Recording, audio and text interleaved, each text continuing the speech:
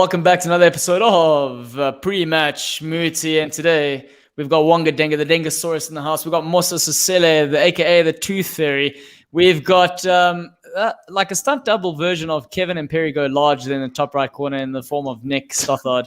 And then we've got our financial devil, Silo Lolo Kale. Yeah, that's pretty much it, guys. Welcome to the show. I thought you nearly said welcome to the cool down. You nearly did. You almost did. You almost did. He was almost saying welcome to the cool down. I was like, hey, this guy. What's happening with the heads? Has more of a ring to it. What's happening with the heads, gents? Is it a bad day, head day there, Wonga? Mine is keep my headsets together, to be honest with you. So I'm very good. And I'm also preparing for the Spotify move. You know, you can see they will be swagging up our kit and all that. People have been putting concepts out there, so you know, got to go with the flow. Yeah, has anyone seen the concept there? Has anyone gone on Twitter and had a look at it? Wonga Denga's got it there. What's the concept about? I'll show you the guys concept. now. You're gonna change the colors to green or what? No, the black one with Black Z and the Spotify in red. Yeah. But there've been others. There's been another one with the green one. Yeah, that looks sick. But it looks like something they'll do in like I was telling Claudia, like the year 3000. I don't think they'll wear a kit like that now. It sounds like when they'll start winning championships and cups. True. Freaking Krunke is gonna be a robot, still part of the club. That guy's not gonna let go. No, but crazy thing is Spotify subscription went up on Monday, so that, and then 2 days later the guys got the money to buy Arsenal. So all the subscription money going to good use, I see. Yeah, well, that's part of the strategy. It's like I need more money to buy the club, so let me just hike up the prices. It seems for you guys. I've never Spotify account. You don't. I'm gonna open my Spotify account. Yeah, you should open one so you support the man. Yeah, I put $100 towards it. And then I own part of Arsenal. Unless the whole thing was a site. I'm sure it's like 59 rand. I get charged 59 rand a month. But I haven't checked my debit order this month, so I might be a bit more now. You say that he's hiked the prices up there. Yeah, on Monday. Yeah. Thanks for the contribution. Thanks for the contribution, Nick. Look at that, eh? That looks like That looks just about right for a top 9 team.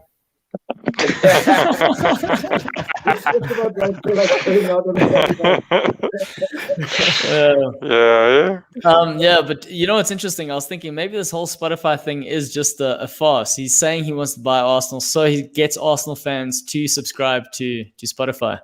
That's true. I mean, that's a hell of a strategy. No, it's true. Yeah, you use Arsenal but to win subscriptions. Yeah, it's true.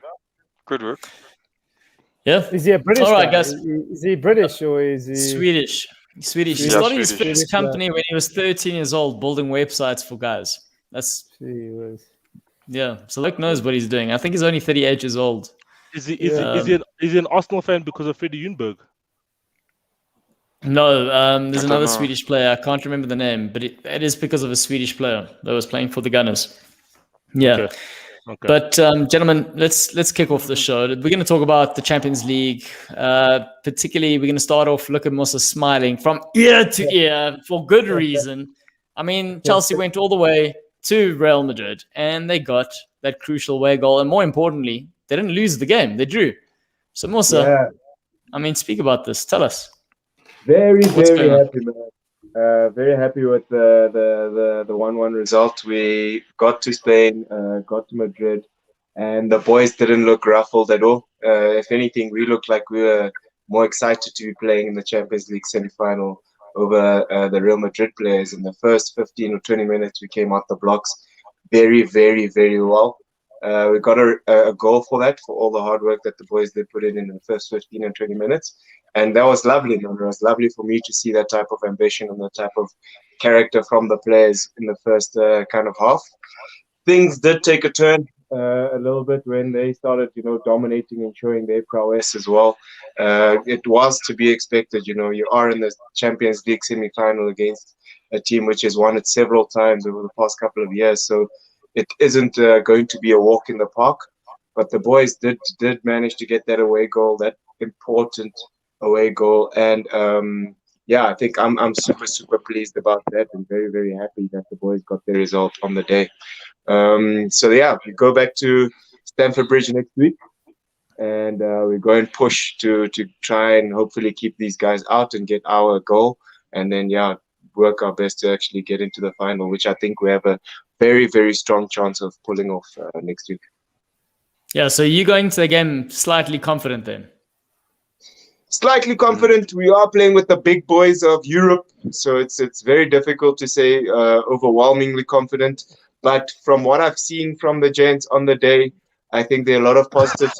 Guys, sorry, can I just laugh? Can I just?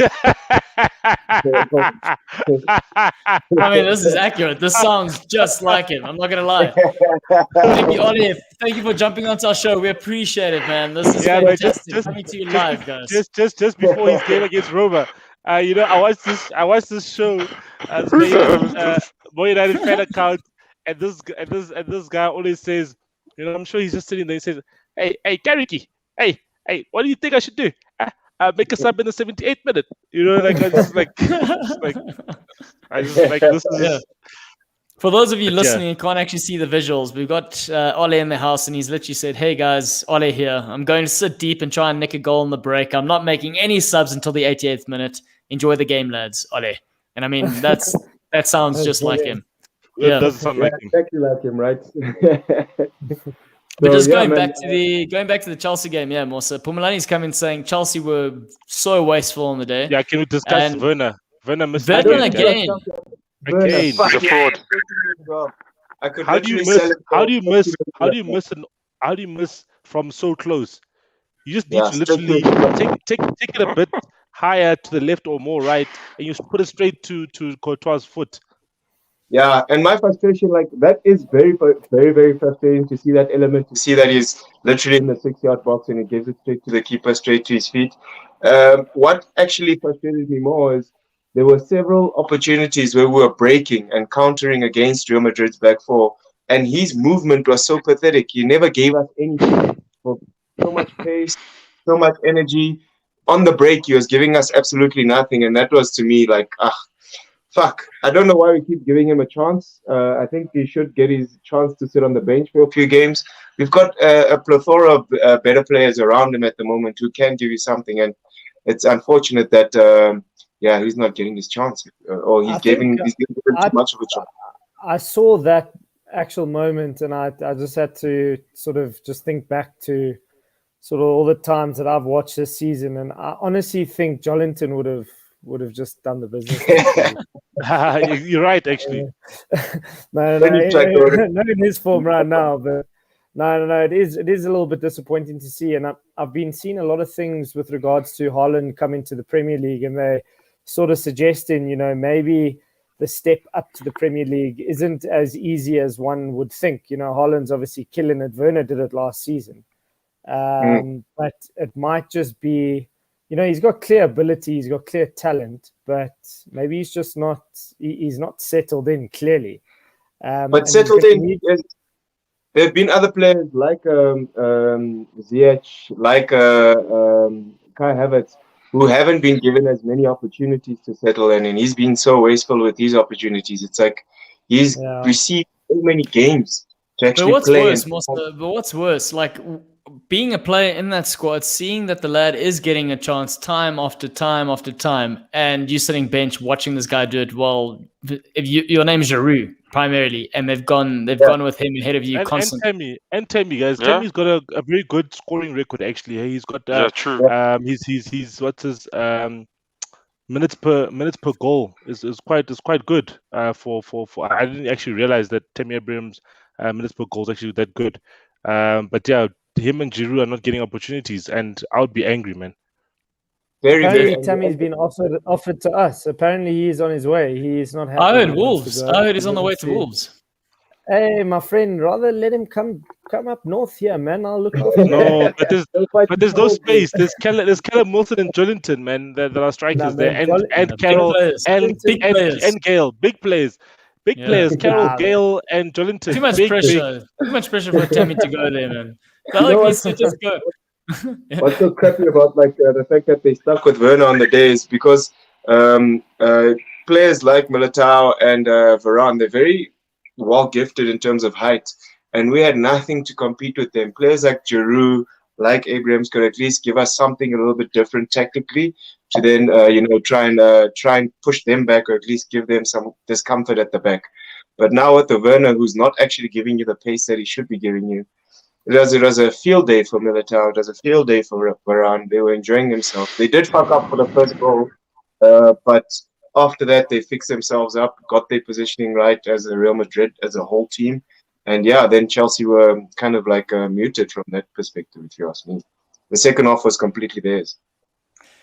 I want to mention the Pulisic, guys. For me, I'm a huge admirer of the player. And even the way in which he takes the goal, he obviously provides the chance for Werner, notices, hey, this guy messed that up yet again. Second chance, he wasn't going to set him up. He was literally going to make sure he slotted the goal away, and he did. He did.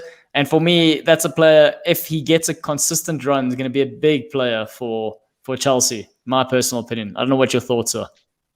No, I agree. I think it was one of his better performances this season. I think this season has been on and off for him. Whereas last season he ended the season as one of the best players for Chelsea.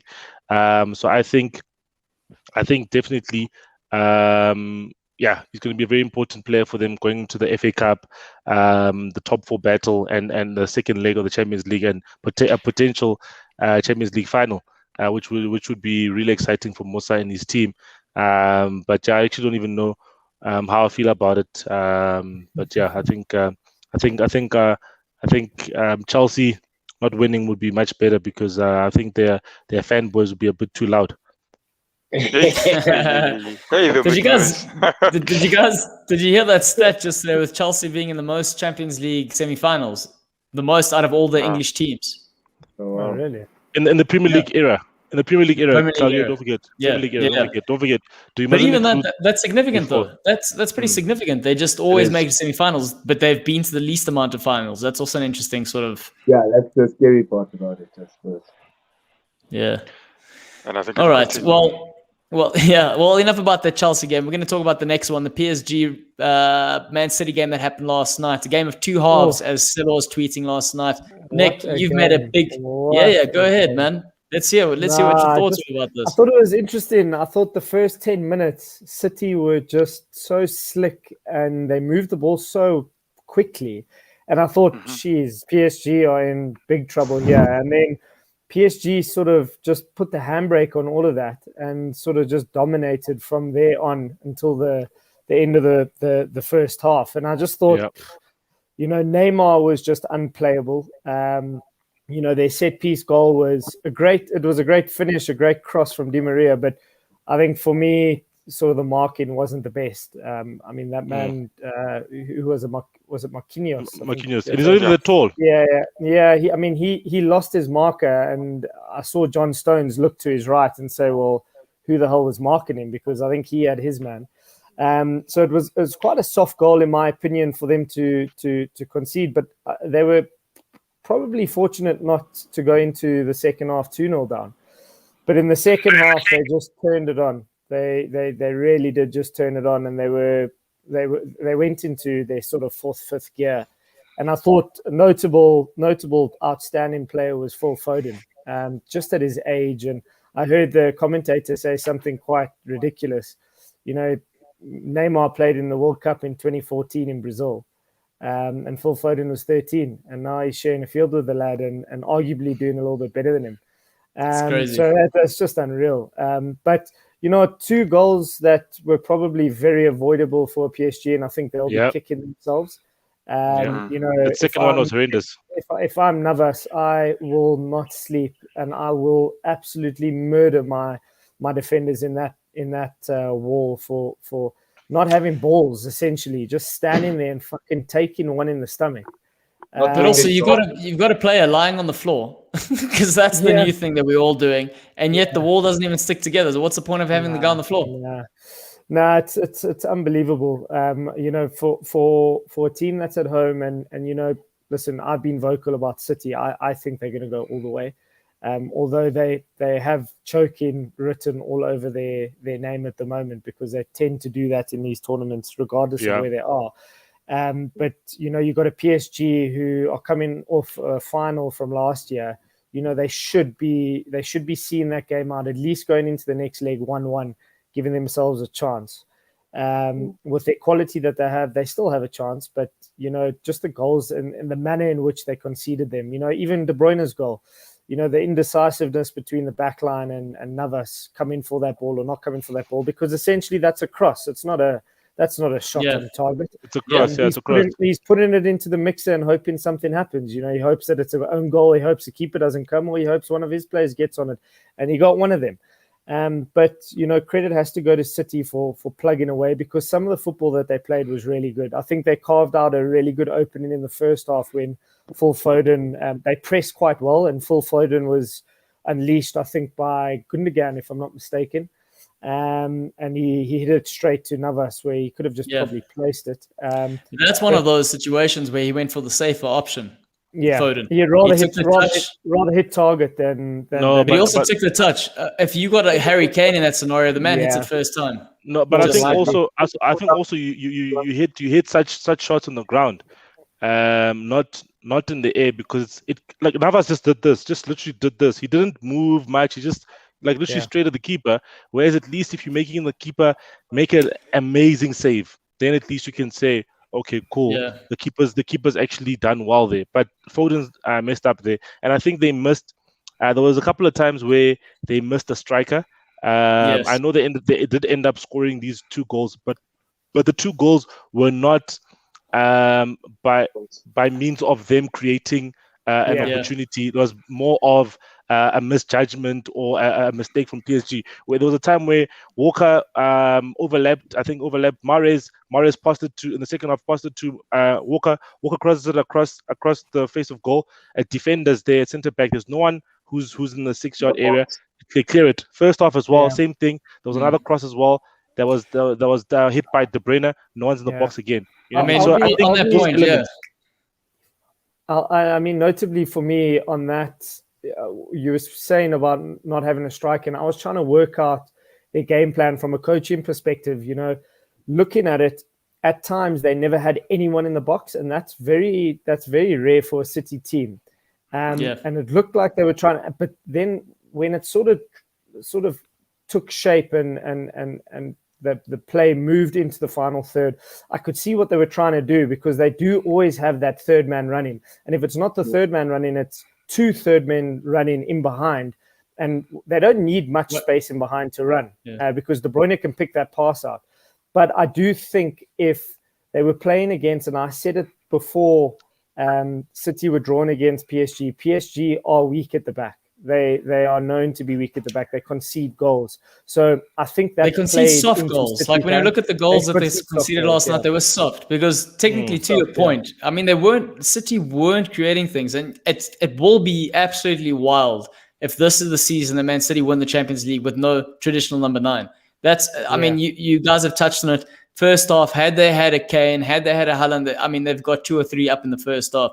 And like you were saying, a lot of the gameplay gets played around. I think the benefit of having these floating number 10s, which, by the way, I think if I was playing for Pep Guardiola's side, I would absolutely love it, because those players have the absolute freedom just to roam around and do the thing. Yeah. And that's kind of what gives them the benefit. And also when we're thinking about in the final third, the benefit of having these players, not a striker, is you've got a 90% of players that are going to run the whole game for press in that final third, and that's where they create their most chances. So it's not necessarily build-up play, but it's capitalizing in that final third. And then also, for me, when I look at it, a bigger sort of picture, it reminds me of futsal.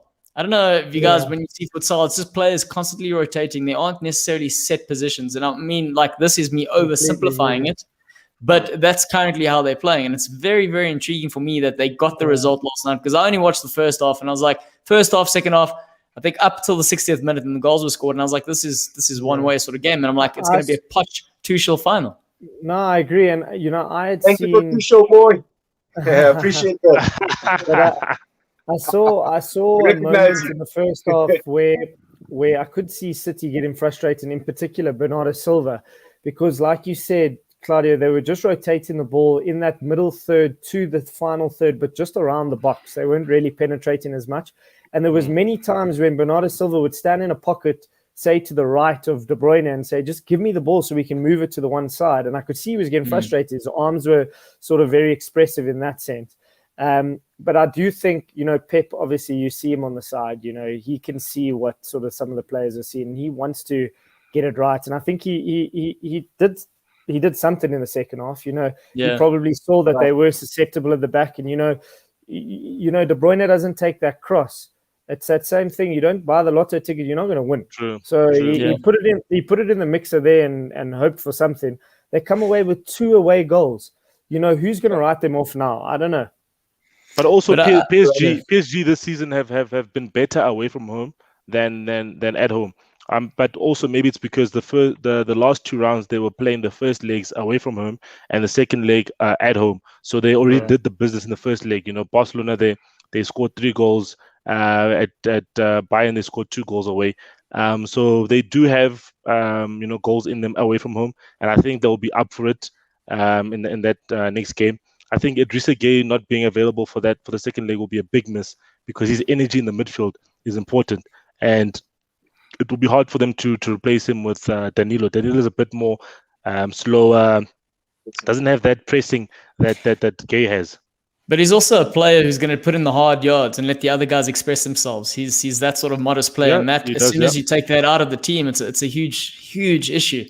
And if we're just looking at both halves, again, to that point, I think first half, Man City did get caught up playing PSG's game a little bit, and when they were breaking like PSG were, and because they don't have a number 9, often the players in the final third were isolated. So Kevin De Bruyne would drive forward and find himself alone, so he'd have to turn back. And I think second half, as we started seeing PSG started dropping, all of a sudden City got into the rhythm of things, what they used to. They're used to playing sides in the Premier League that are sitting deeper. And what they started doing was the fullbacks fly forward all the way to the edge of the opposition's box. And then they got 5 in a line, and then those guys play, you know, sort of rotate. And all of a sudden, from having no one in the box, they've got 5-6 players in their final third. And that's kind of what changed up a little bit. Before we talk any more, or we go into more depth of that sort of, you know, game, I just want to ask Wonga, who would you take at Arsenal right now, Mason Mount or Foden?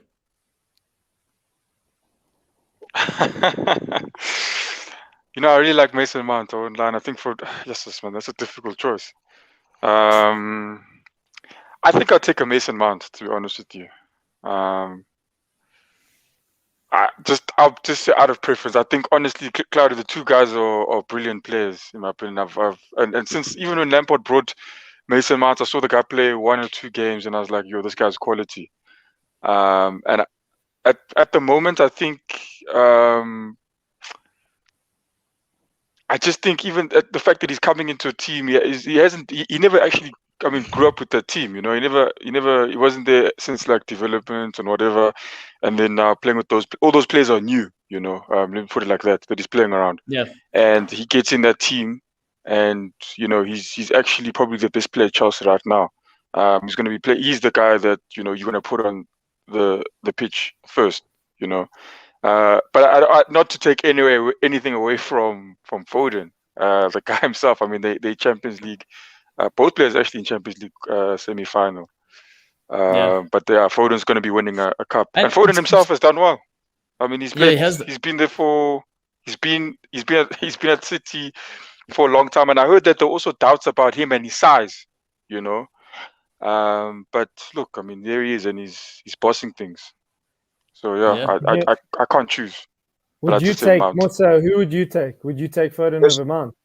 The short answer for Wonga is that you can't have any of them, champ. I'm sorry. That's a pipe dream.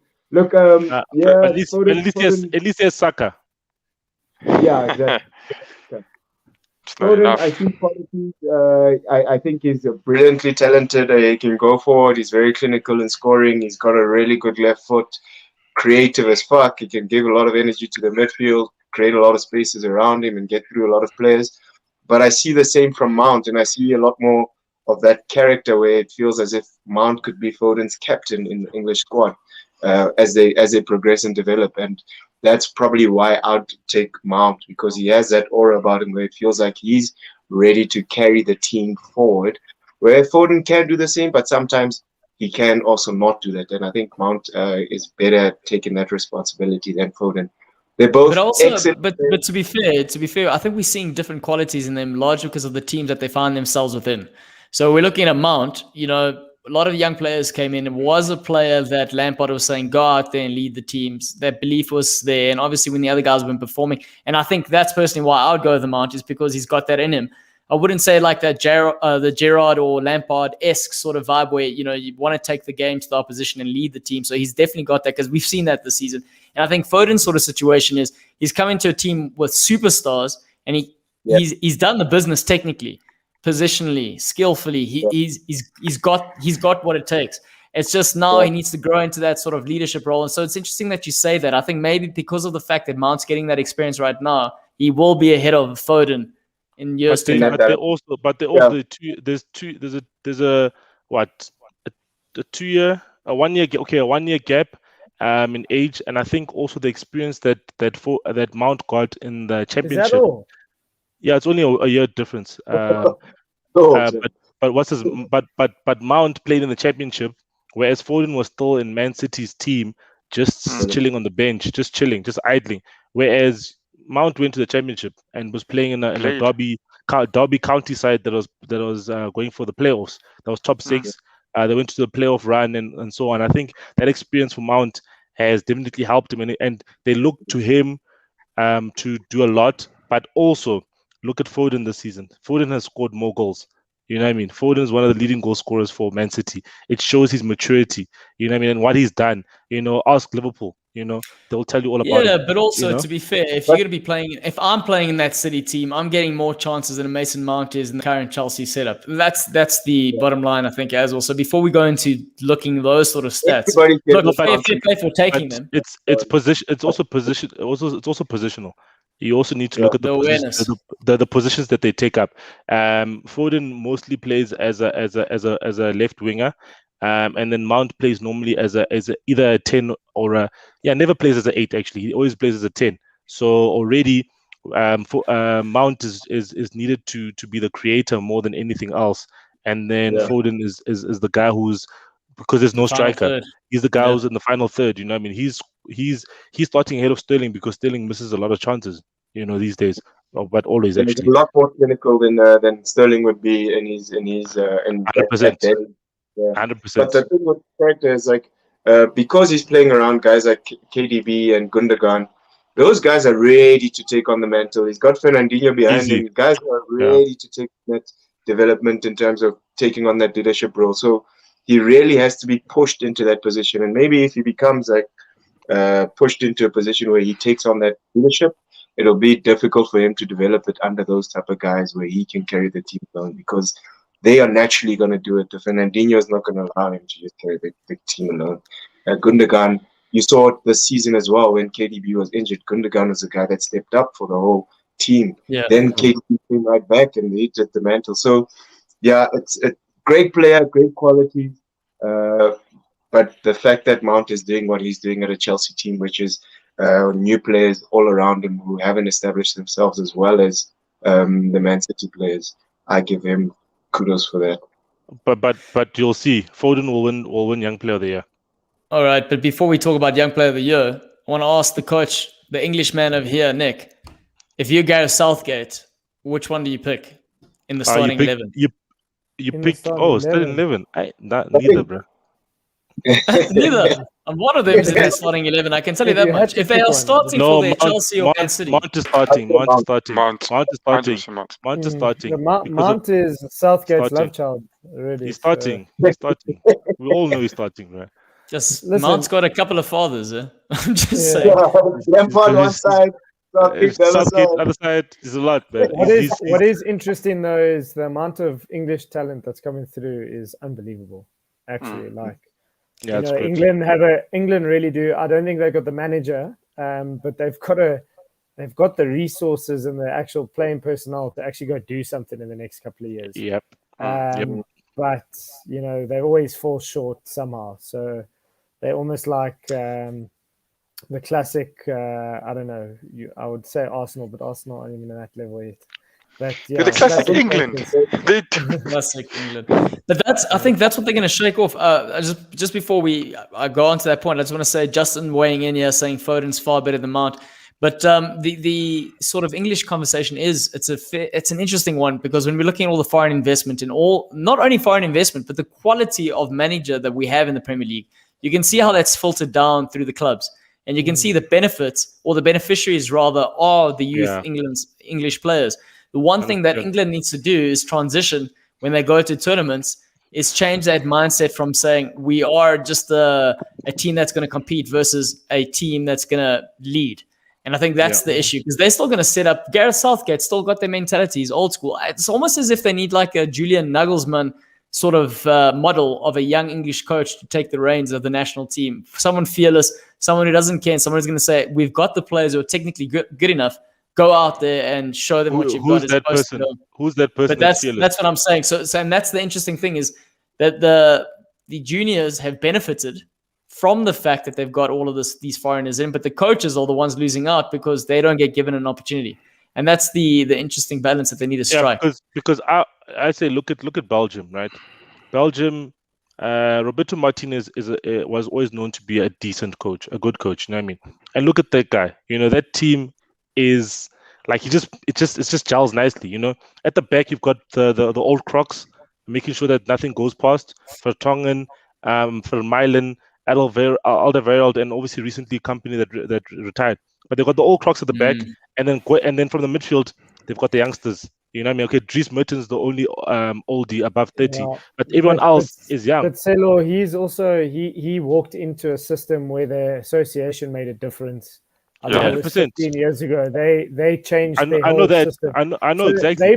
I think they brought a coach to suit the way they changed, because he's always been an expansive manager. Like you're actually right. He's an okay manager. I mean, he coached Wigan. He won an FA Cup with them. He coached Everton. Yeah. But I think they needed. So they did it the other way around. Compared to England, England still have this old school mentality with good talent coming through, where the system's not going to change. Where they've really gone out and found a manager to say, okay, we've got the canvas here. You need to work with it. Paint us the picture. So, Belgium are a perfect example of saying we have a problem. We've got 15 or 16 years to sort it out, as Germany did in 2002. And I think England have done it, but I don't think they've actually been outright in saying that they've got an issue, because every tournament they go to, their press say, oh, is this our year? Is it coming home?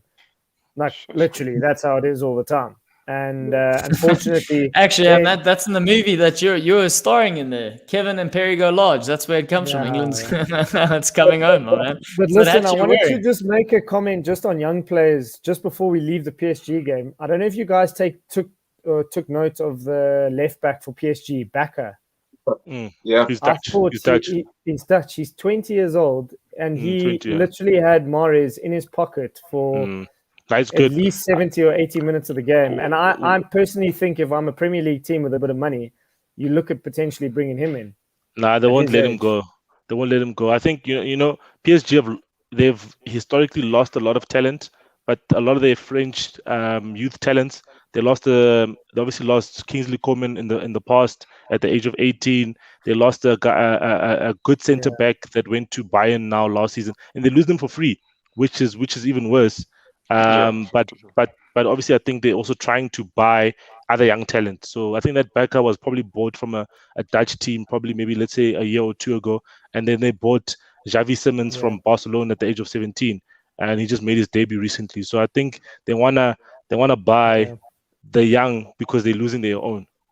Question though, Cancelo struggled so much yesterday left back. Di Maria showed him that. Di Maria was better going forward and defending. That was exactly. Crazy. Just showed him that, hey man, you're still a small boy. But possibly a player for Man City to be looking at. He came from. Yeah. Just to clarify that Bakker came from Ajax as a free agent. You see? Yeah, 2 years ago.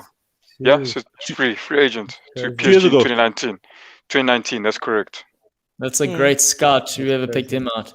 Right, gents, we're going to move over to the Europa League fixtures, largely because we've got two gentlemen here with their teams playing tonight. We've got Man United, arguably the favourites for the Europa League, playing Roma tonight. And then we've got Villarreal versus Arsenal. But we're going to start with briefly. We're going to talk about this briefly because we obviously the main meal, the main course are the Premier League games. And but Ole Gunnar Solskjaer, because it's a semi-final, we know Ole's record in the semi-finals. I don't know why. I think it's lost. He's lost 4 previous semi-finals already. So how are you feeling about this, Celo? I'm feeling nervous because of his. I've already seen his starting lineup. McFred is starting, and obviously, I wasn't on the show on Tuesday, so but I'm very angry at his game management against Leeds. So let's see what he does in this game.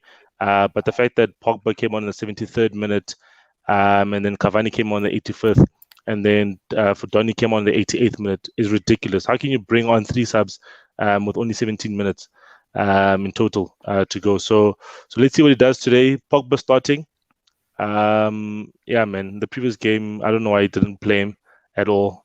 Someone was saying because of Ramadan and everything, but hey, man, people are playing through Ramadan. Pogba's a strong man. Pogba's been going through Ramadan for his whole career, so he knows how to prepare himself mentally and physically for these games during the day when he's fasting. So that shouldn't have been a reason for him to only get 17 minutes. Should have at least started that second half. But yeah, let's see what happens. Solskjaer needs to get into a final. If he doesn't get into a final, he needs to leave. He needs to leave. Marcus here, Celo. Marcus saying Ole is in the chats now. We're definitely moving up, because we know Marcus. You didn't help us being in the chats, that's for sure. Exactly. So, you guys missed that. Claudio, you missed that. Celo said if they don't get it to a final, it's Ole out. If he doesn't get into the final, he must go, bruh. I can't argue that. 4 semi-finals. He has to get. I agree with that. You can't go. What, another one, and then he loses? Nah, you can't. You can't take that man seriously. Just take Steve Bruce, man. I'll take Stevie Bruce, man. I'll take Stevie Bruce. But no, it's not about who I get in. No, it's not about who I would get in or anything like that. It's just he needs to. It's a mental thing, right? You cannot win stuff as a manager if you cannot get past that hurdle. So, for instance, Pep Guardiola, right, hasn't won the Champions League since 2011. That is 10 years for him. He's desperate right now to win the Champions League again, and you can see it. You can even hear it on the touchline. So now, but luckily he's already won other stuff in that time. Solskjaer's won nothing with Man United. Do you know what I mean?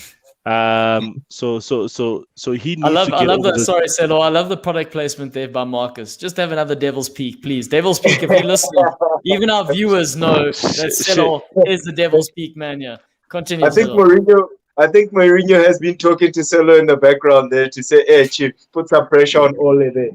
No, man. Mourinho must go to Italy, bro. He must go to Italy and go coach a team in Italy, bro. Rather, we don't Mourinho must coach a national team. Guys, Mourinho's done in the Premier League, guys. Coach my team. What are you guys talking about? No, man. He needs to. Subs need to be given enough time to affect the game. 30 minutes. That's what players need to be effective as subs. 30 minutes. What is 2 minutes? What is Donny going to do in 2 minutes in a game that's 0-0? He's going to just touch the ball once, and then you can't do that. You know what I mean? Look at what managers are doing in the Champions League. That's when you make substitutions. You know what I mean? Look, Cancelo was taken off for Zinchenko because they saw you're struggling. You know what I mean? Make subs. Affect the game somehow. Don't just watch it pass you by. So let's just see what happens. But yeah, funny you talk about that about Donny. You okay? I know that you guys have been quite vocal about. I don't know how you feel, but it looks like he hasn't been given a real fair chance there. He hasn't. I saw quite a cool article the other day about who the next director of football should be. And the sort of idea was potentially Edwin van der Sar, because he wrote this letter to Man United when they sold it was Donny, I remember it, guys. And it was quite a nice sentimental one. He's like, this boy's been with us since we were 6. You know, I advocate this transfer because there's no better place than the Theatre of Dreams. Look after our boy and make sure that look after him, look after our boy, and we know he'll flourish. And if you look at it, has he really been looked after? He hasn't been. Not at all. Nothing. Zero. And to be fair, you know, a young boy like that who was killing it in the Champions League with Ajax a few seasons ago can't even kick the ball for you guys. He gets 5 minutes or 2 minutes. Exactly. He gets nothing. He gets nothing, man. He you know, a player just wants a run of games. You know, either starting or coming on the game, coming into the game with 30 minutes to go. Hey, Wanga, what's happening there with your pilot helmet? Marcus saying you look like a fighter pilot helmet there, Wanga. Fighting there in the middle of the long day. Fighting there. It's been a battle. I put it on too late. I think it's good to change the sort of, because Settler's going to get a lot of airtime just now again for the big game of the weekend. But the Villarreal versus Arsenal Europa semi-final, Wanga, we all know the eggs are put in this sort of basket here for Arteta and Arsenal. No European football would be disastrous, especially financially, when you're considering that Ek might not. Well, probably he's not going to. Spotify aren't going to buy Arsenal. Let's put it that way. Kroenke's they're going to stick around for a while. Yeah, but Villarreal versus Arsenal. We've got old coach versus new coach. How do you think this is going to play out? You know, I looked at both of the. I mean, you can't compare it because the leagues are different. But if you look at it, the records are pretty similar. You know, and even the time we played Villarreal before, and even those times as well. I think Arsenal, you would say, were a better team on paper than Villarreal, but they still gave us problems. I think you remember, guys, when we went to the final, we had Jens Lehmann save that penalty from Riquelme. That was a tight game. But then the game, I think after that one, we played them again. This guy's going back to Riquelme days. He thinks this form carries through. Nostalgia, guys. This guy will talk about form. What? When he talks about form, it's 10 years of form, man. That's how I'm just remembering. I remember the league final when you went and played Barcelona and you lost. You could only, yeah. That's the one, yeah. We could only reminisce. We could only reminisce when the things, what was going to happen to Arsenal if the ESL continued, my man? Yo. Thousands of years. No, I'm just saying. He's in a walking chair now, bro. But I mean, the managers now, they both have a similar record. But if I look at Villarreal, I mean, if you're winning, definitely your team's gonna have confidence. You know, they're 7th in the league in La Liga, and I think now they've lost 2 games in a row, but they just came off like a 7-win running streak, and I don't think Arsenal's done that this season. You know, so I think they're pretty much confident, and we know Unai Emery's record in the Europa with different teams. He's even took the first season, even took Arsenal to the final, but I think we lost that one to Chelsea. And I'm looking now at the lineup. It looks like we're trying something we haven't tried, unless I missed it out. But I'm seeing Pepe at the front, and Udegaard playing behind him. But the midfield, I think people have played before. We've got Ceballos on the right mid. Smith Rowe right back. What am I looking at you? Oh my god! No, man. No, Wanga. No, Wanga. It's a 3. Oh, it's okay. It's a 4-4-1-1. No, well, that's what I see. Yeah. No, but Shaka's gonna play left back, bruh. Yeah, surely he has to. But that's what I'm seeing. Yeah. Shaka's gonna play left back. Chambers right back. Rob Holding and Pablo Mari centre back. Yes. Let's see. Yeah, that makes sense. And then Ceballos and Partey in the middle. Ceballos and Partey as sitting. Odegaard as a 10. Smith Rowe as a right winger. But Saka as a left winger and Pepe in the middle. Yeah, Pepe's gonna play striker. That's what it looks like. Yeah, because I'm seeing this thing. Because No, you know what the thing is, man. These people just put out stuff they don't know, man. They don't realize that Shaka's been playing left back for the last 3 games. No, that's true, and he has. But I'm just looking at. I mean, Villarreal. But how do you feel about that, Wanga? The fact that Shaka's playing left back. I think it's a good place for him. I know you're asking Wanga, but I think it's fine. I think he's too dangerous in the midfield. And when I say dangerous, I mean dangerous harming his own side. Because he's not as clever as what he is. So I think at left back, at least he's a fighter. You can do damage limitation, then you can maximize what he can offer to the team on the side there. I don't know. That's my personal opinion. But he dived in on the weekend, man. Yes, that's my problem. I'm saying 1v1. All you have to do, Shaka, is you have to have pace. And then if it's 1v1, it's late. It's game over. He does not have pace. You can't expect it from him. Genuine, you can't expect him to be defending anyone 1v1. And you'll get exposed there because defending fullback is not the same as centre mid. Centre mid, you've got people covering. Yes, Mosa? Is there something wrong with Chenny or what's wrong? Like, how come Saka to play? Oh, he's been injured. I think Tony is still injured, if I'm not mistaken. Because definitely he would be obviously starting there. And I think Lacazette is also out as well, and Aubameyang. But I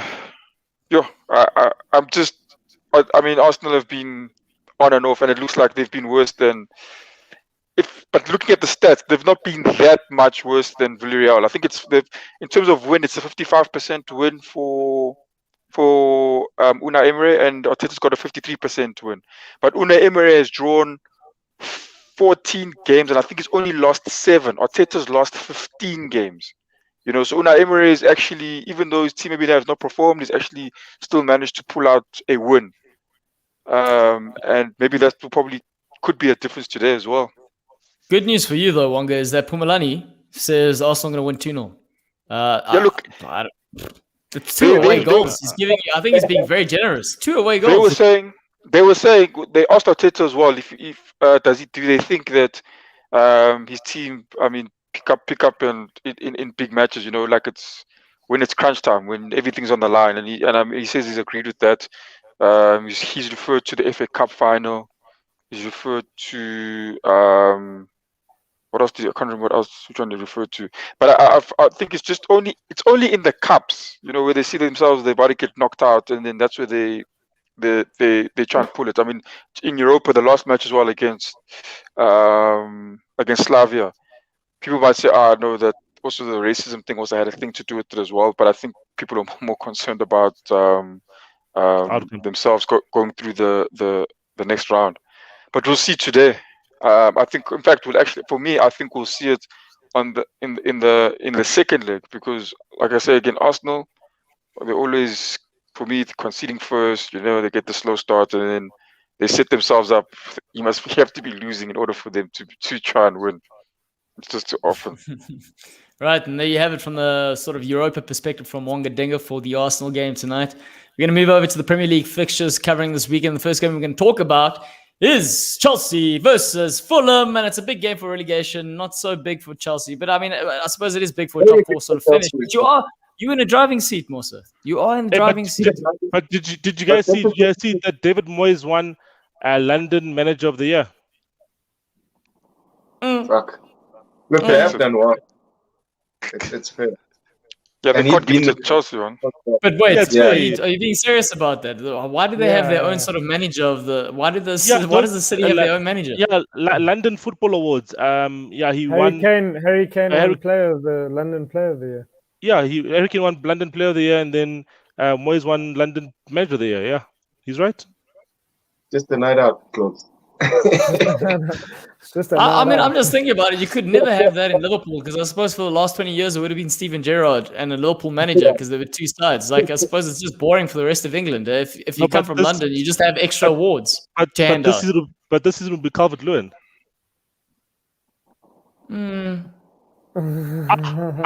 This guy. Wow. I'll give it to Jota. Impact signing. Signing. Right, but let's not detract. Mosa. This guy's bias is ridiculous. Yo, I can't. No, Jota, man, come on. Jota's had more of an impact. Calvert-Lewin started hot. He started hot. No, let's not lie about that. But the wheels have come off a little bit. What's he done in the last couple of games? Honestly. But wait, seriously, guys. What has he done lately? Yo, guys. The man's gone on off-season early. He's gone on early. Yeah, he's there. He's not fighting for England. Yeah, it's been quiet, yeah.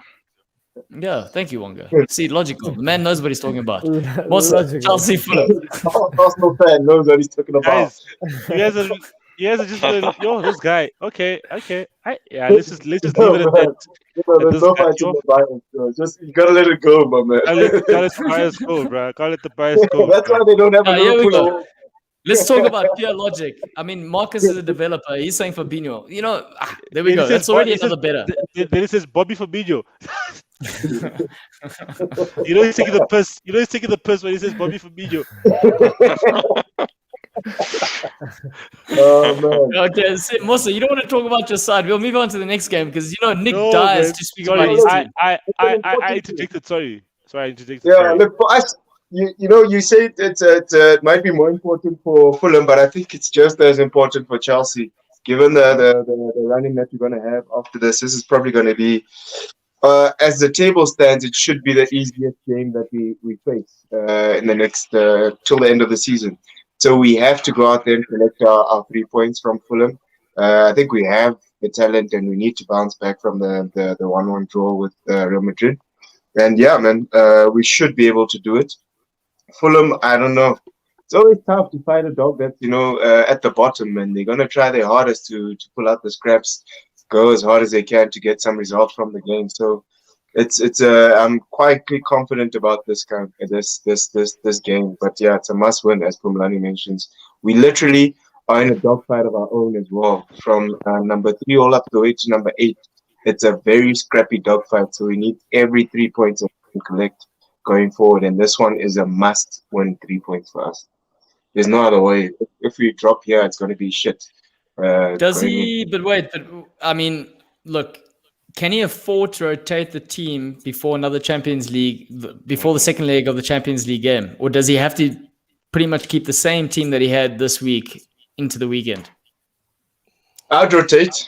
I would have enough confidence in the players that are on the bench to say they can get a result. So guys that you had spoken about, like Abraham, Giroud, Ziyech, who came on as well over the week, I'd give them an opportunity to actually play some more football, to also give them a chance as well for the Real Madrid game.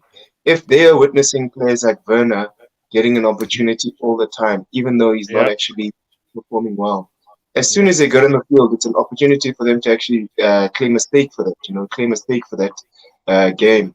I'd rotate as well in the back four, potentially try out something, maybe get Marcos Alonso back into the fold, see what Zuma can do, or keep Thiago Silva there to give him a little bit more game time before the Real Madrid game, and then take it from there. But to keep the same team and then play them again against Real Madrid, I don't think it would be the wisest. And it would show a real lack of faith in the players, given that they're playing a team that's in the relegation zone and deeply in it at this point in time. Fair enough. Anyone else want to say anything from the Fulham perspective? I mean, Scotty Parker doing a decent job, just not getting the results across the line for the 3 points. Yeah, man, I'm actually shocked that the league doesn't lie, man. He's not doing a decent job. He's in the bottom 3 for a reason. They must get relegated. Call a spade, bro. Come on. You know what? A couple of weeks ago, you were saying the same thing about Newcastle. Hey guys, it's so nice to be a team that's thriving, eh? Because you thrive and then you just look down on others, eh? Listen. I won't say anything bad. I won't say anything bad about Scotty Parker. I love him to bits. He played. He's a former player of yours. Yeah. He was. I love him as a person, but if it means my team's going to get relegated or he gets relegated, he must go and suffer. And I don't care. I'm from another league, boy. On that note, Nick, Newcastle versus Arsenal, Wonga Denga, we got a clash here. Hey. Bottom half teams are fighting each other. Listen, I was slightly annoyed at your previous comment a couple of minutes ago, Claudia. You said Cello would be talking about the big fixture of the weekend. I don't know what you're talking about, but this is the big fixture of the weekend. Wonga, what are you talking about? What do you say here, man? Newcastle, Arsenal. There's a Man United, Liverpool. What nonsense is that? No way.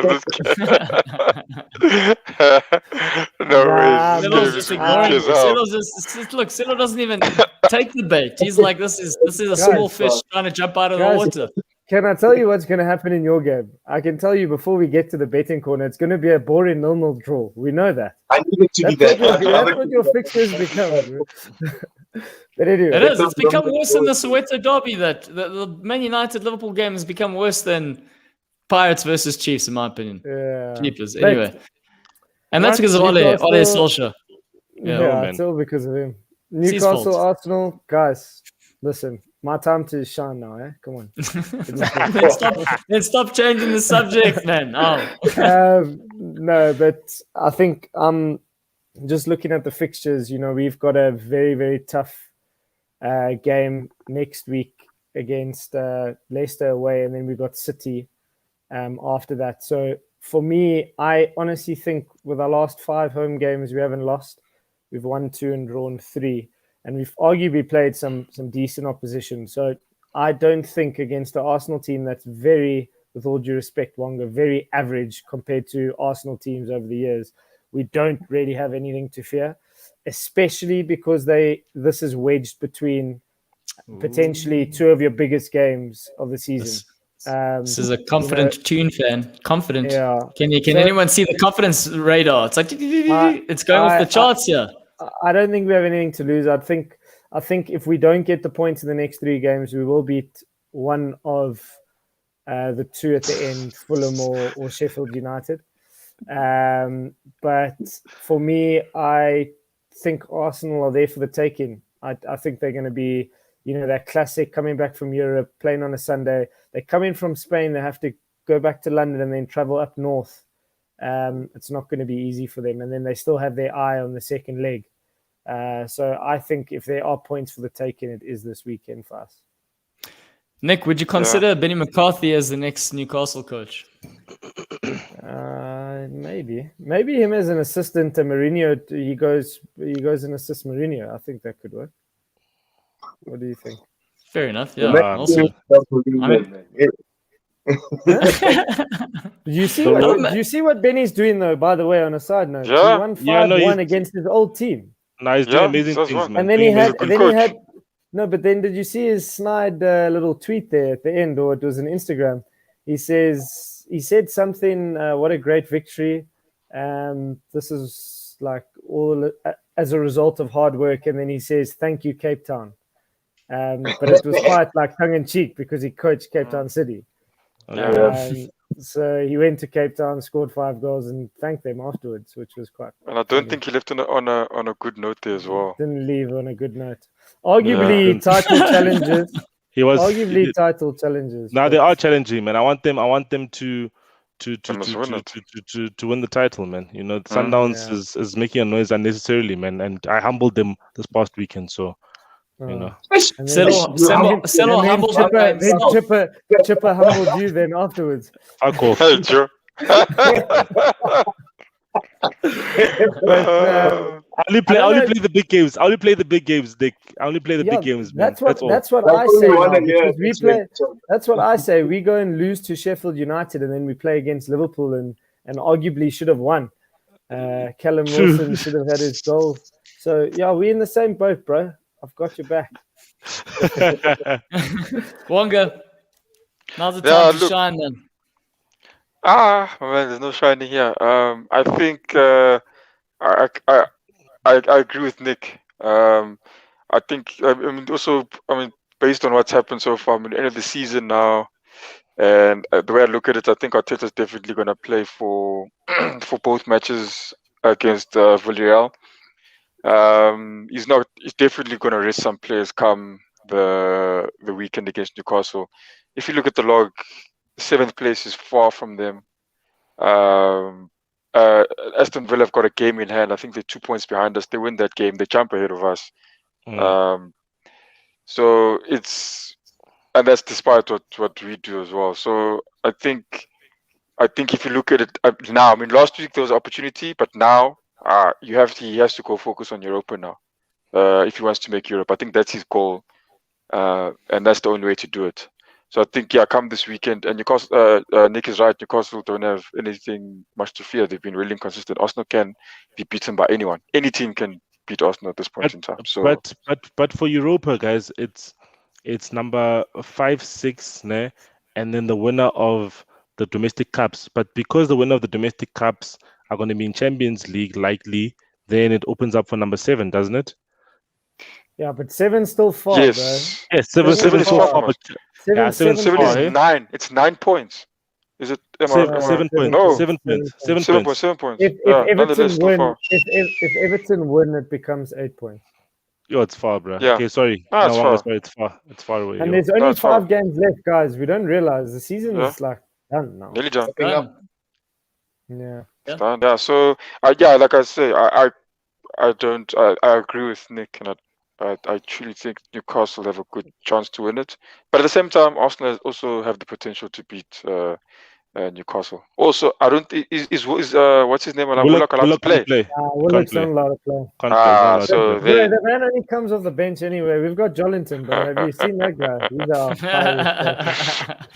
our yeah, man. I think that's going to be the difference for Newcastle. That last minute goal that Willock's been doing. Yeah. Also, did you guys see what Golinton? Sorry, did you guys see what he did last weekend? Took out Almiron going in the final third against Liverpool. Yeah, took out his own player. And Almiron was set there for at least a shot on target. Yeah, that was like classic Golinton there. All right, guys. Now, who cares what Nick says? Time for the big game. The big game of the weekend. The Soweto derby. Yeah, the English Soweto derby. Selo. I think you should go. You should go first because you've got more riding on this game than me. Not just more. I think that's the thing that's going to play into United's hands, right? We have to go there and we have to win. That's the difference here. When we know Ollie's already come onto our show and he said how they're going to set up tonight. They're going to set up no differently on the weekend. They're going to sit deep, wait for the counter-attack. It's no surprise. And it's going to be a difficult one. I think for Klopp's perspective, he needs to think long and hard about whether or not he does what he did on the weekend against Newcastle, whether he plays the 2 in midfield. So it's the 2-3-1 up front with accommodating Jota and Firmino and Salah and Mane. And then having Thiago and Wijnaldum. In my opinion, that worked largely because we controlled the game with Thiago finally looking like the player that he was at Bayern on the weekend up until he got taken off, which is the most bizarre thing. But yeah, as soon as he goes 4-3-3, all of a sudden Thiago struggles because he can't keep up with the pace of the game. He can't make the tackles that's required for breaking up play because that's not his strong suit. You've heard me say that time and time again. So from my perspective, it's going to be an interesting as to what approach he takes. I think what he did on the weekend is probably most likely. You got to play all your boys up there. But when you do that, you don't have any firepower to bring off the bench. And I think that's the one thing that's going to be concerning. I don't know what you think about Settle. Yeah, no, it's interesting. I think I didn't watch the game, the Liverpool Newcastle game, but obviously from what I've heard, it was a tight game. It's a tricky one for Solskjaer, man. I think he's shown himself to be in these games with the traditional top 6 to be very defensive, and I think at this stage of the season he should take a bit more risks, but knowing him, he won't take any risks at all. He's just gonna be the same old lame Solskjaer, and play McFred, play Pogba out on the left and so on. You know what I mean? So and I would have liked to see other players be given a chance. But yeah, I think we'll hit Liverpool on the counter attack. Try to take advantage of the fragility that they have in the defense. I think Trent always has nightmares when he plays against Rashford because of what he's always done to him in the past. So I think that could especially be at Old Trafford. At Old Trafford, he doesn't fare too well, though. Exactly, doesn't fare too well at Old Trafford. So the FA Cup game as well, and then previously in other seasons, I think, so Rashford should be up for the game. But let's hopefully he gets through this game today. He's starting, And let's get a victory over Liverpool. There will be two in the same season, one in the cup and one in the league. And they'll make it a great season. They'll leave me smiling. They'll leave me smiling and coming back onto the show on Tuesday. I'll log in 4 hours before even. Just I think, look, if you guys get the results on the weekend, if we need some sort of bet. Well, I know we're going to move over to the betting corner, but we need some sort of bet. But I think if you guys do beat Liverpool, it's just going to sum up the season that we've had. Really, I don't think it's going to be any surprise. I don't think anyone will be shocked if we don't get anything out of it. But like Pumalani says, Liverpool have to go for it. If they don't go for it, I mean, that's them. They can. It's really then tickets. Champions League's completely out of sight. No, true. So I think that's the only thing we've got playing. If you guys don't win, then it's literally between Chelsea and West Ham for number 4. West Ham, guys, I think they've run their race, and I think it was a good race, but I think that's them. But their next two games are Burnley and Brighton, eh? Burnley beat Wolves 4-0. I know, but are Burnley going to do that again? Burnley aren't going to do that again. And Wolves are shit. I've told you this already earlier this season. Yeah, but Nick has been saying Wolves are shit, guys, for the longest time. Their bubble was burst. They did that first year. You get that first year jump, second year jump. They're like Sheffield United. Everyone has their dip. So then what about Newcastle? When did they have their up? Because they're permanently in the dip. Listen, when the Middle Eastern Arab lads there come in and say, hey, away the lads. They're coming. I wonder what Mourinho's next move is, though. I know you've been talking about Mourinho going to Newcastle, but I wonder what he has dropped those comments about. They are his people. You say international, but what's international? He has to wait for the Euros to take place. The only team he would take is Portugal. Realistically, I don't see him managing anyone else. Yeah, because also the World Cup is so close as well as next year, so it's too tight. And they're not going to change the guy who's currently the old man. But he doesn't have to. The thing is, he's also not in any rush to start coaching. He could coach next year again if he wanted to.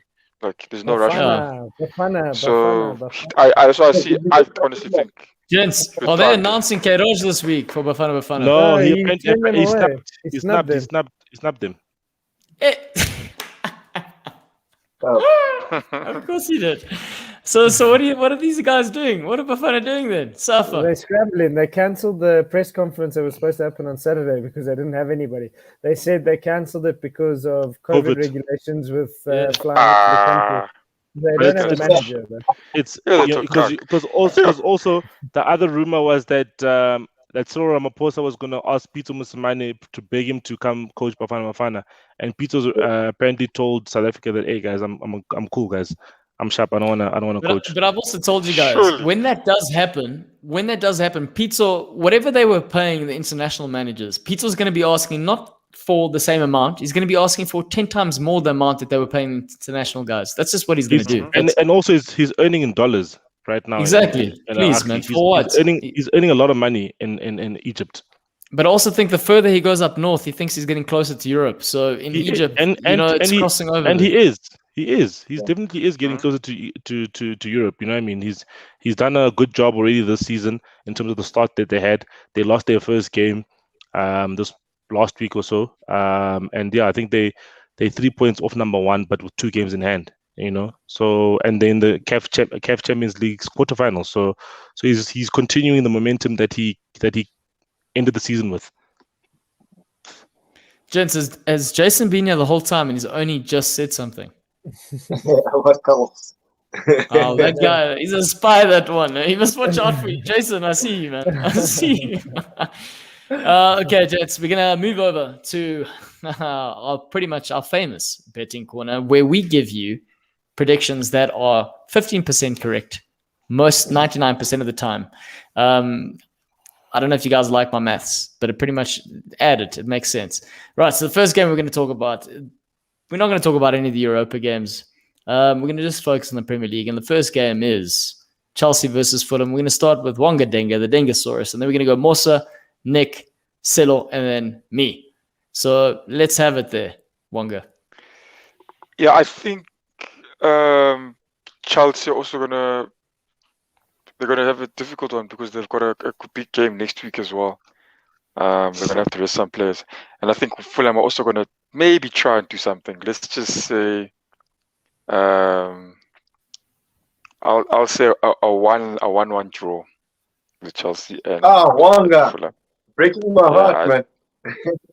Yeah, I think 1-1. too much to worry about. You think they're gonna? Yeah, maybe. Yeah. Look, I love that. I love that. Not like Liverpool gonna go and get the 3 points, but I mean, I would like that. Let's see that. Mossa, what are you gonna say there?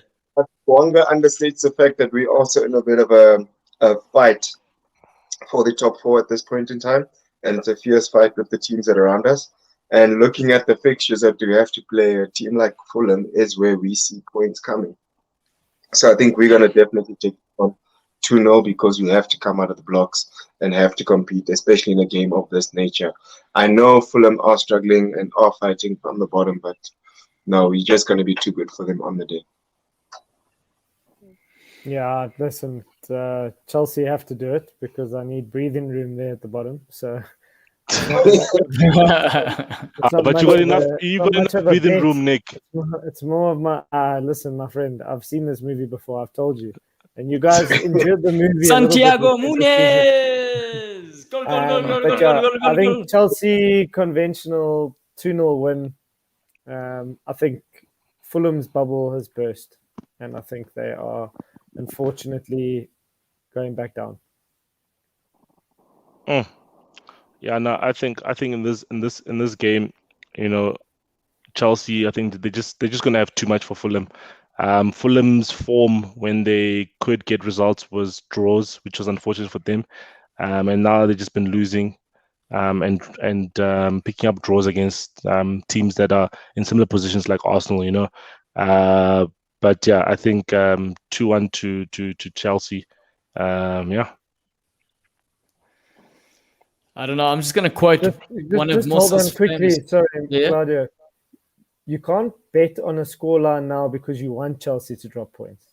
I know it has implications with your position as a club. So... No. Okay. So just trying to hear the results I've got for Man United and Liverpool, man. I think Nick's just worried I'll take a page out of Wonga's book and give that sort of prediction. I think that's all he's worried about. But when I'm looking at it and I'm saying, okay, Fulham have played 5 games. They've lost, and they've drawn. And we know they've been unlucky, and they did have that little run where they could have gotten their 3 points, they didn't. And I just think, based on the pattern and based on what we're seeing, you can only lose so many games before something turns. So, to quote what Mossa says on the show, the banana skin, that one, the banana one. I think this is the banana skin here. I think Fulham are playing. And this is technically a derby because they are the closest to each other. Yeah, they're literally right next door. Yeah, look, it's going to be a lot for them to go to Stamford Bridge and get something. So, but I'm going to say a draw. I'm going to go with the draw. I'm going to go 1-1 draw there for Fulham and Chelsea to drop points just because of the nature of the league. Right. We're at that point of the season, champ, where it's all about where your business. It's all about the business. This is the business end of the season. All right. Newcastle versus Arsenal. Again, Wonga, with your head, not your heart, according to Nick. Let's hear it. I can see a 1-1 draw here. I see Arsenal is going to have a tough game today, and Arteta's definitely going to. I know they really want to win Europa. And I think he'll even probably he can't sacrifice the league even. I mean, they're going to just finish in the middle, really. So I see a 1-1 draw here. We could even possibly lose, to be honest with you, if Newcastle. But if I look at Newcastle as well, I don't think they even they don't really need. A point is good enough for them. A point is good enough, and it just takes them further away from that. And it just probably will sink Fulham and the rest of them. So I see a 1-1 draw here. I don't see any motivation for us to win it. Yeah, I echo that sentiment from Mwanga. I don't see any like motivation for Arsenal to go out and like come out full, all guns blazing, come out for the win. So I think Newcastle have a better opportunity to try and take some points. Arsenal. So, Nick, you've got a 1-0 going. Oh, man. You can do it, boy. The man is happy. He's even doing celebrations. I'll tell you what. Thank you, Musa. I appreciate it. Thank you, Wonga, as well, for giving me a point. But yeah, I personally think we are going to get a 2-1 victory. We always concede because that's Bruce for you. I like that one as well, Pums. But yeah, I think we're going to have a St. Maximum and a Callum Wilson special. What a player, though. Yeah, I think we're going to see some swagger on the field there. That's what I like to see, man. We might even see Nick, John but St. Maximum, he's not staying in Newcastle end of the season, eh? Listen, my friend. He's not. Mourinho's going to join them. Of course he's staying, chap. Yeah, of course he is. Listen, okay, I know there's no loyalty in football, but I just give that man so much credit. If you just follow him on social media, Twitter, I love his Twitter. Just how he's embraced the city. And the other day I saw a photo. A fan took a photo of him just casually sitting having a drink. He was drinking a beer with his girlfriend or friend or whatever it was inside the middle of the city, like amongst the fans. And like obviously people weren't bugging him, but they were like, "This man is like one of us. He doesn't care. He's just one of the boys." And I think what typified him was that statement. I don't know if you saw it. Was all over social media where that fan had tweeted criticize money. Criticize money. And go back to him. And I thought, as a young man, 22 years old, to come back and hit back at a fan and say, "Listen, who the hell?" He's only 22. Yeah. He's probably not 22. Gents. He is. You know what? He is. No, it's his football age. I used to watch. Look at him. I used to watch St. Maximin play under 20 World Cup for France, guys. He scored this ridiculous goal from the wing. Now number 10 for France. But can he's I a tell player, you, man. I can't see him staying at Newcastle. He's got 3 kids at 22. So guys, 24. 22. He's 24. He's not 24. 24. He's 24. Like that. That's a bit more believable. But even so, like he's born in 97, 99. 97. 7. Yeah. Okay. Imagine the guy was born 1 year before the 98 World Cup. How's this? And this, I don't know, blows my mind still. We're getting old, guys. Okay, settle. He should. No, he is, dude. Sorry, guys. Quick one. Do you think he's got a chance of making the Euro squad? No. Not a chance. No, it's France. Everybody in the French team is like he could add that little bit of flavor there, guys. Do you know the thing with Didier Deschamps, right? Didier Deschamps likes to pick people that he knows and that he not trusts necessarily, but people that he's used. He doesn't pick on form always. Like Giroud gets into the squad, but players that he trusts. Laporte doesn't get picked, but Langley gets picked. You know what I mean? Doesn't make sense. You know what I mean? So it's just like, for instance, this is a weird one. He's gonna pick Luca Digne ahead of the Mendy from Madrid, whereas the Mendy from Madrid has played a great season and should be one of the left backs, but he'll pick Luca Digne, for instance, and pick Hernandez from Bayern. So it's like he doesn't. It's all about what he thinks. Sissoko will be in the squad. Fair enough. Okay, your prediction there, Claudio. No, Mine first. I think I'll give this a 1-1. I'll give it a 1-1. Just merely because Arsenal does have a bit of quality. Even though the Lacazette isn't playing. If Lacazette was playing, I would probably give them another goal. But I think it'll be a 1-1. Thanks, guys. Something you need to hear, though, is that technically on paper, Newcastle are the team in form compared to Arsenal. Arsenal have 1 win in their 5, whereas Newcastle have 2, and they have only lost 1. Arsenal have lost 2. So when you're looking on paper from that perspective, we know what Steve Bruce is going to do. It's no secret. He's going to pack the back. He's going to wait. If they go 1-0 down, he's going to try and keep it to 1-0 up until the 80th minute and then unleash things. We know the outlet is St. Maximum, and given if Wilson is available, I don't know if he's injured or not. Nick, is he available for the weekend? He'll probably start. I think the fact that you've got both those players available is going to spell a lot of trouble for Arsenal. And I just don't think Arsenal have the resilience to break down a stubborn Steve Bruce's side, to be honest. That's where I'm at. So I think I'm going to go with a 1-0 victory for Newcastle. That's what I'm going to go with. The first time you guys have been in a show just where no one's giving me a loss. What did you want to say? I don't know if that's a good thing or a bad thing. It's a good thing, bro. We all decided to pull a prank on you, champ. I'm looking for the cameras. Aston Kutcher's going to come out the corner here. Right, guys.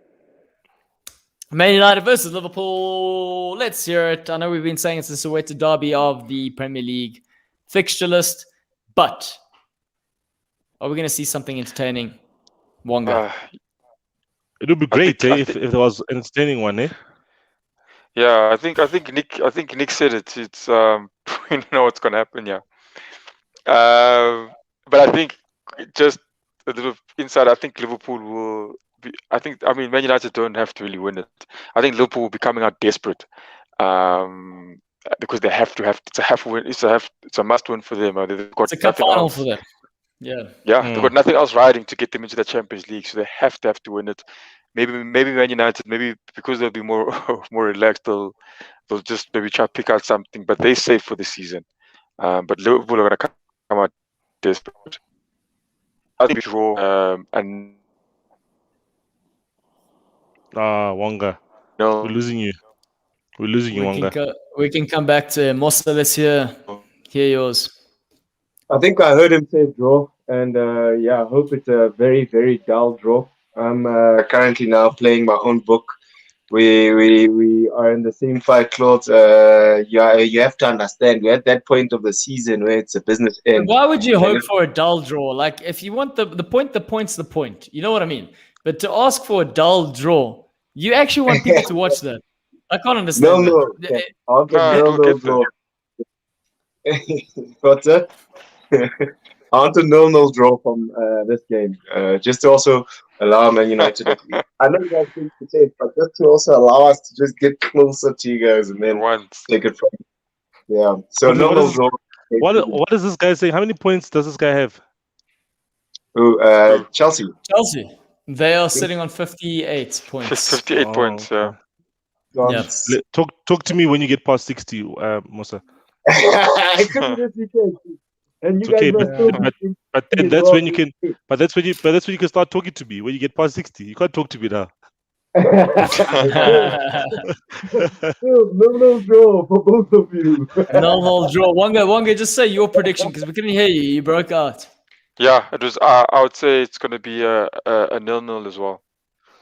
Hey, if anyone wins, it'll be Man United. Yeah. I'm going to be a little bit. I'm going to be a little 3 0-0s. Look at that. Even Pumlani saying 0-0 as well. Jeez. I think similar a problem to what Arsenal have this weekend. I think their eye is going to be on the 2 fixtures tonight and next week for Ole and the lads. And I do think Liverpool are going to have to go guns blazing. They've got nothing to worry about other than this game and the next 4 after that. So I personally see a 3-1 away win for Liverpool. Nick, can you get this guy off the show? Can you get this guy off the show? He's repaying back the favor. He's repaying. I don't know when. I don't know how. I think they're going to score. I think you're going to have a hangover. You're going to have a hangover, Silo. You're going to probably win tonight, and you're going to have a hangover. That's true. And you know why? There's some truth behind that. Is Klopp does well when he has time with his squad, and this season's been terrible because he hasn't had time with the squad. And this game that United are playing does detract from the time they can have. And I think that might be beneficial for Liverpool. Whether or not it leads to a 3-1 win, I think that's being very generous, Nick. But I will take that. Silo, let's hear it. Fuck's sake, Nick. Utter rubbish. I feel it's going to be a score draw. So not a 0-0, but it's going to be a score draw. So it's going to be a 1-1. I just think that Liverpool have a lot riding on this, and Solskjaer's tactics only work against Pep in the top 6. because Pep is naive when he plays against Solskjaer. I think Klopp is a better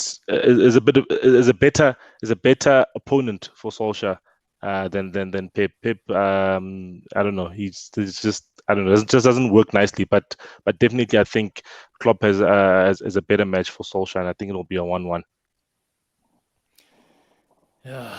Yeah, man. We just know what United are going to do. It's so frustrating. They're going to sit. They're going to park the bus. And, credit to Solskjaer because he knows how to neutralize, firstly, a Liverpool attack. And in this case, Liverpool's attack is the most blunt we've seen it in a long time. So it's going to be super, super tricky. I think Klopp's going to have to opt playing Firmino and Jota and Mane and Salah and just to try and create something. And then, that's still going to leave us exposed because then we overcommitted going forward. So then the counterattack's always on. So a draw on the cards. I think if anything, I've got to manage my expectation because this whole season we're always like, no, it's that time Liverpool are going to come right, and they just don't come right. Yeah, we said this the whole season. The whole season. It's been the whole season. So for me, to be safe, just because I don't want to say Selo's going to walk away with something, even though I think, I think I'm leaning towards a United win, to be honest, just because they've got nothing to play for. But I'm going to say a draw, and I'm going to say a 1-1 draw.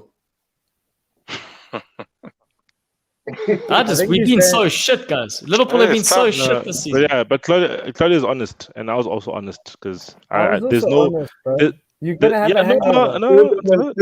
You went on a pitch. Let's talk tomorrow morning. Let's talk tomorrow morning. We see what's going to happen in this Champions League, this Europa game. I think, Although, shit, man. I just don't want to jinx Liverpool. I'd rather say Liverpool are going to walk away with a point than say they're going to win and they don't win.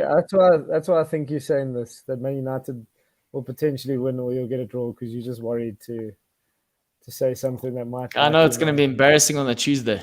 That's what it's going to be. But no. I think this whole season when I've been confident in Liverpool, they've absolutely gone, you know what, Claudio? You know nothing. We will show you otherwise. Can I tell you something though, Claudio? Welcome to my world, man. Welcome to my world. It's a terrible world, Nick. It's a terrible world. I want nothing to do with it. You can have it. You can have it. Have it by yourself. Don't let anyone into that world. It's not a nice place. It's a dark, dark place. It's dark. There's a reason why your colors are black and white. There's a reason. Okay. Very dark, bro. Very dark. Hey, okay. Gentlemen, that pretty much wraps up the show. Final thoughts before we leave. All the best to Arsenal tonight. Yeah, all the best to Arsenal. All the best to Arsenal and Roma. See you guys next week. This guy, I'm trying to give him I'm changing it. All the best to the club that Juan Roman Recalme used to play for, as that's how Walker refers to Villarreal. All the best to Unai Emery. You must prove your team wrong and show what he has a missing out on. 5-0 to Villarreal. He's got the same record. 5-0. I'm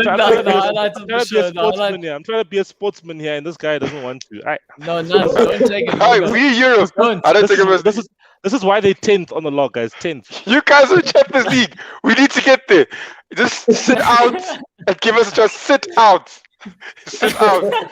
Just sit out. Just sit and be quiet. Just take a break. Also, just watch out, Silo. The man's going to hit you with form from 20 years ago. That's what's going to come soon. You're going to hear about things that happen. You were talking about Dennis Bergkamp and all of that.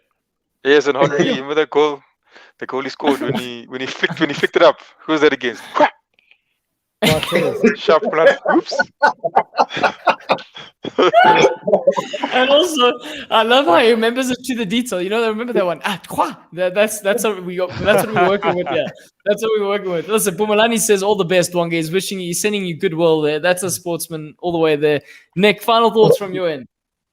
Oh man, I just need this season to be over and be 17th and above, bro. That's all I want. So 5 weeks to go. God bless us. Guys, and good news. Then Nick will be back on the show. I mean, we had a big meeting yesterday discussing what would happen if they got relegated. I mean, it's been on the cards. We've got contingency plans, so to speak. At this moment in time, we won't be needing them. So that's some good news. Those are my final thoughts. Apart from that, everyone enjoy the football tonight and enjoy the football on the weekend. And we will see you guys on Tuesday for the cool. Cool down. Cool down. That's it.